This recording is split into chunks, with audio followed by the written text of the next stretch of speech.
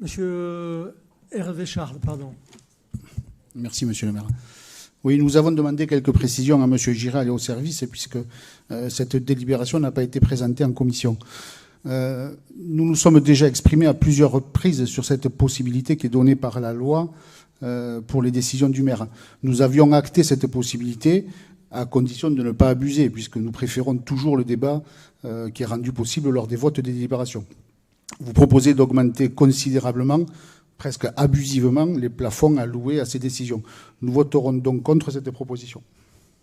Pour quelle raison, monsieur Charles, qualifiez-vous ces propositions d'abusives ? Comme je vous l'ai dit, on avait considéré que c'était quelque chose qui était permis par la loi, mais il nous semblait que c'était beaucoup plus démocratique de pouvoir débattre de sujets qui sont proposés dans les décisions du maire en délibération. Plutôt que là, on va augmenter toujours plus le nombre de décisions. Mais je m'étonne, ce que vous me dites, on n'est pas pu en débattre au sein de la commission des finances ? Non, ça n'a pas été présenté lors de la commission des finances. Monsieur le maire, je peux donner des éléments de réponse si vous le souhaitez. Oui. Voilà. Donc effectivement, ce point n'a pas été présenté en commission de finances. On a raison. Voilà.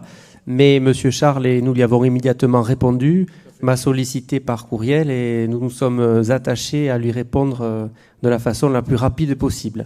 Alors sur le fond, ces délégations consenties au maire n'ont bien sûr rien d'abusif. C'est vrai que c'est un terme qui m'a un peu heurté dans votre propos. Ces délégations sont parfaitement légales et s'inscrivent dans un plafond qui reste totalement naturellement réglementaire. Surtout, il faut bien comprendre la finalité de ces délégations qui sont données au maire. C'est une finalité de souplesse et de rapidité. Il y a certains exemples sur lesquels les crédits qui sont à souscrire eh bien, doivent l'être dans une temporalité parfois raccourcie.